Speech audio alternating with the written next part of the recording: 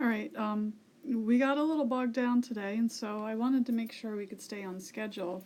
And I'm going to do some examples of how we treat the electric field for a distribution of charge. Just to remind you, we found out today that the way we can express the electric field due to a point charge is through this expression right here.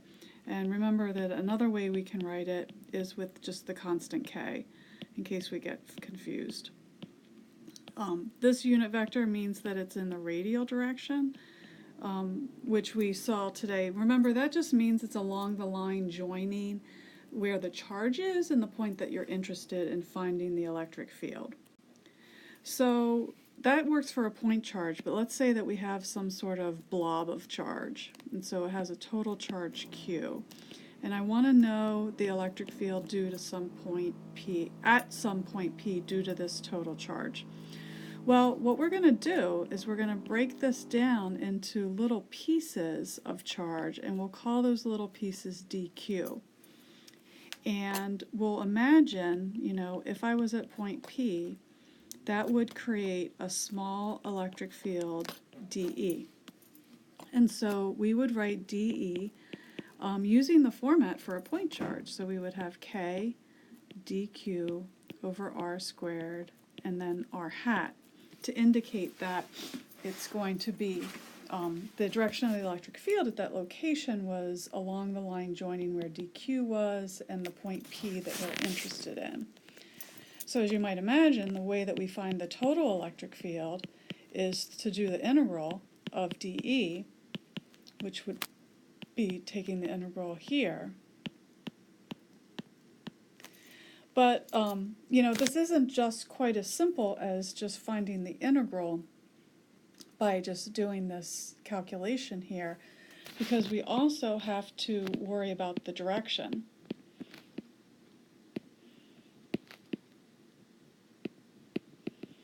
Because as we imagine, as we move around on this object, we're going to have electric field components or contributions that are going to be pointing in different directions. And the way that they add is they're going to add like vectors. So we sort of end up having a twofold problem. We have this integral calculation that we have to do, but we also have to think about, when we're all done and we've looked at all the little pieces of our charge distribution, how will all those contributions to the electric field add together? What kind of net electric field will they give?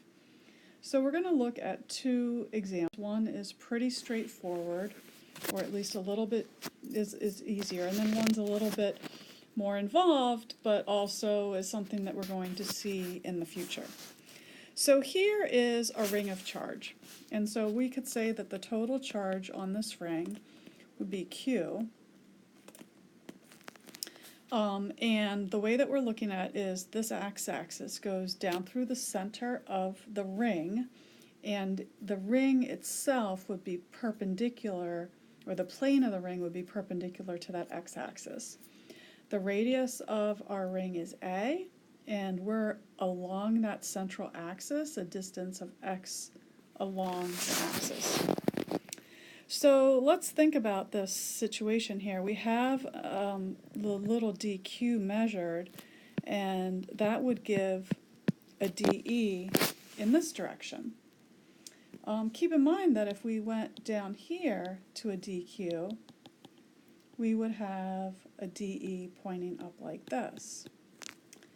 So if you imagine visualizing going all the way around this ring and looking at the little contributions to the electric field from all those different vantage points, hopefully you can imagine that this would create some sort of cone of these electric field vectors or little dEs, but the total electric field that ends up, the one that won't cancel out, is going to be the electric field along the x-axis. So that's what we're going to know. So our total electric field will be in the x direction.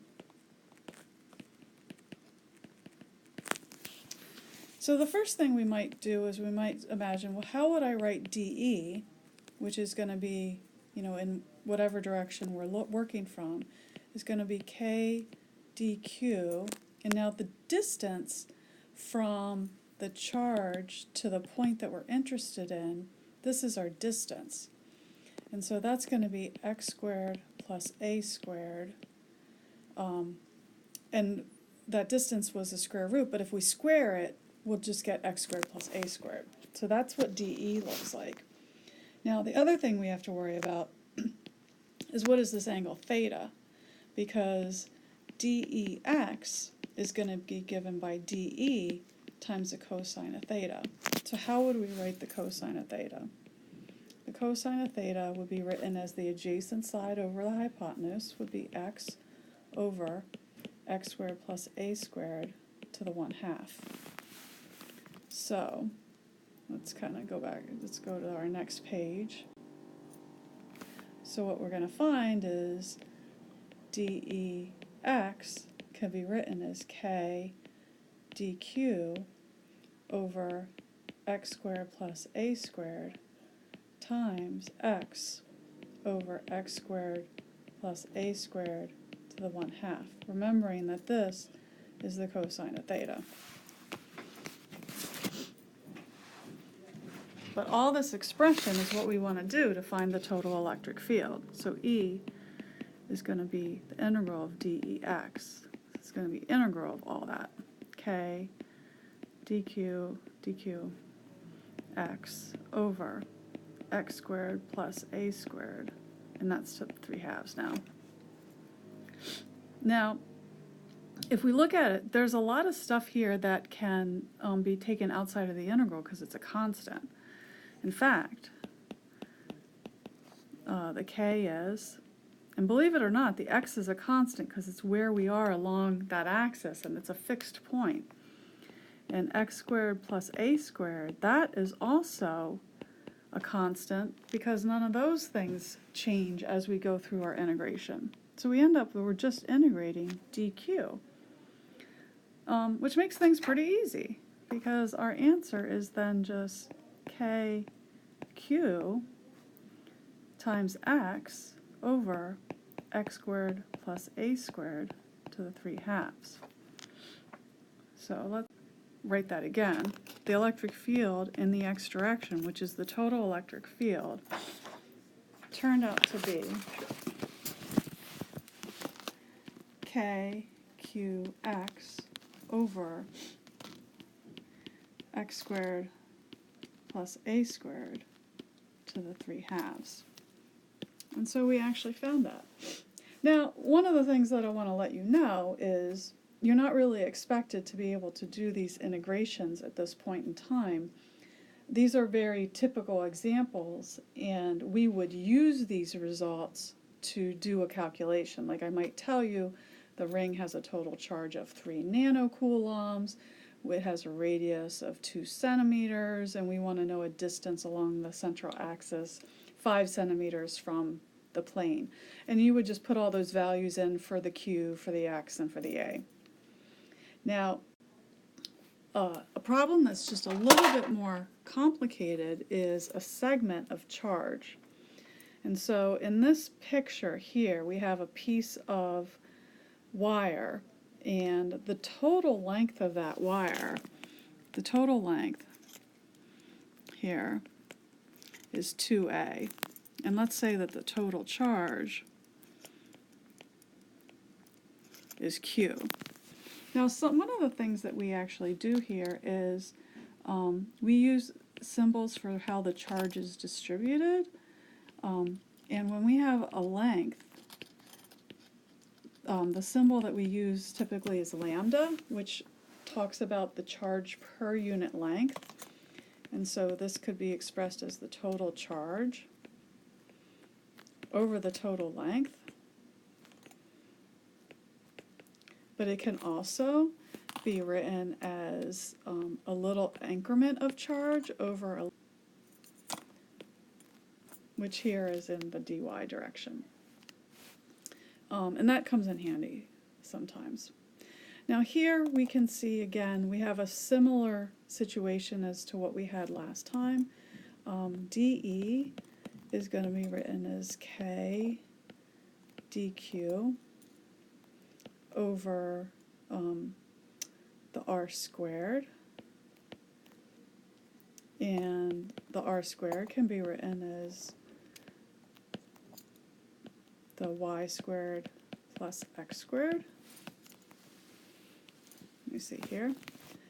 Our dE in the x direction, which is really going to be the only component. As we go up and down here, moving the little increments of dq, what's going to happen is our y components are going to cancel, and the only components that are going to survive are going to be the x components. So again, this is the direction of the final answer of the total electric field, is in the x direction, because the y's will cancel.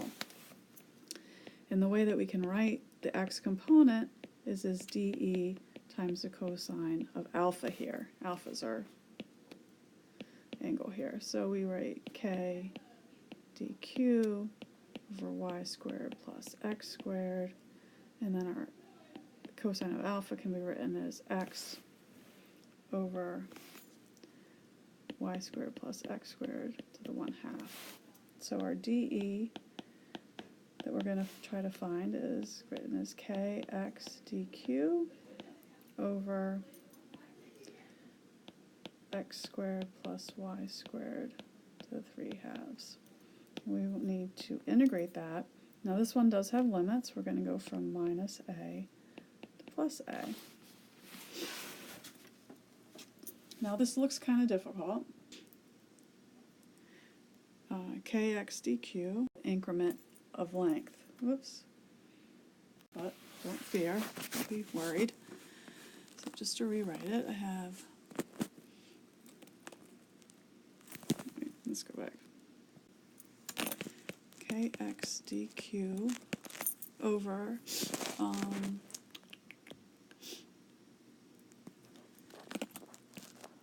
x squared plus y squared to the 3/2. We're integrating from minus a to plus a. Now, when we're looking at this, this indicates we're integrating over q, but what's really changing is the y. So we're going to use this idea that lambda is dq over dy.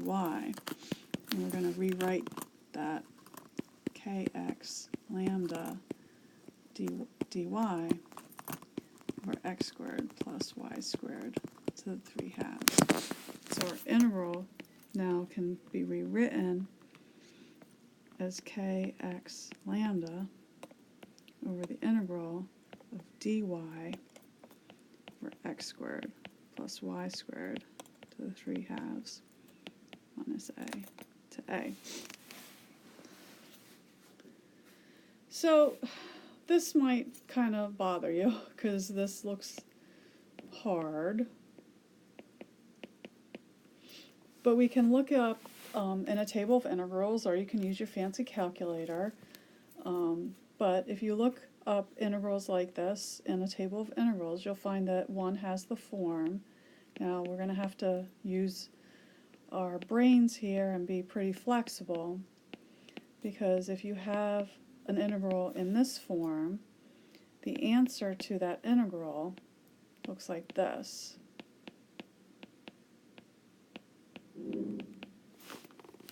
Now keep in mind that this is in different variables, but if we imagine that instead of x, we call that our y, and instead of x, we call that our a, it does have the form of this integral.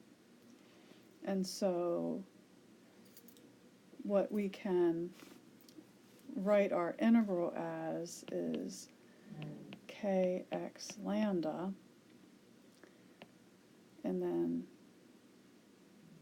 be written as 1 over x squared times y over x squared plus y squared to the 1/2.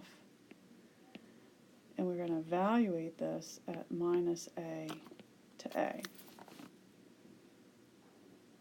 Okay, so when we do that, our integral is k lambda over, so our x's are going to cancel and I'm going to have x, y over the square root of x squared plus y squared minus a to a. And now what's going to happen is when the a is going in for the y, and when it goes into the denominator, you're going to get the same denominator both times because you're going to square it.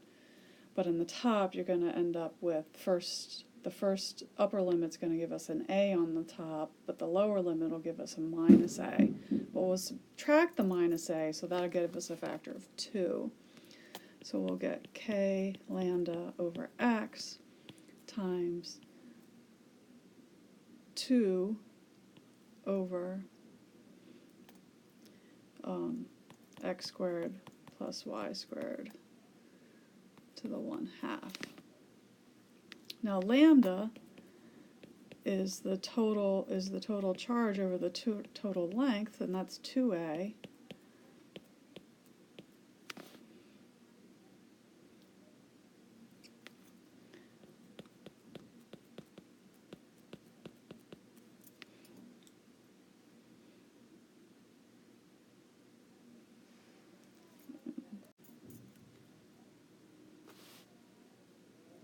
And so we're going to get equal to kq over x times x squared plus y squared to the 1/2. And that's what our electric field looks like due to this segment. Now, one of the things that we deal with a lot is, what if it's infinitely long? And another way to say that, oh sorry, oops, I made a little mistake. This y should be an a. I keep forgetting to do that. When I plug in the a for the y, I got to do that on the bottom too. So let me rewrite that. kq x times x squared plus a squared to the 1/2. That means that a is going to be a lot bigger than x. And so what I'm going to do is I'm going to factor out an a out of the denominator. And so it's going to give me an a squared on the bottom. And so I get x squared over a squared plus 1. And then I imagine a much bigger than x. So this term kind of goes to 0. And I end up with kq over x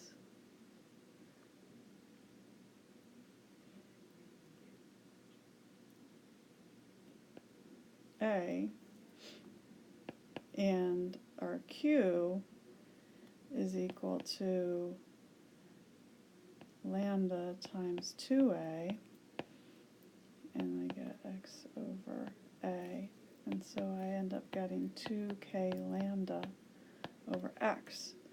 And this is, we're going to see later on, is how we could write the electric field due to an infinitely long segment of wire.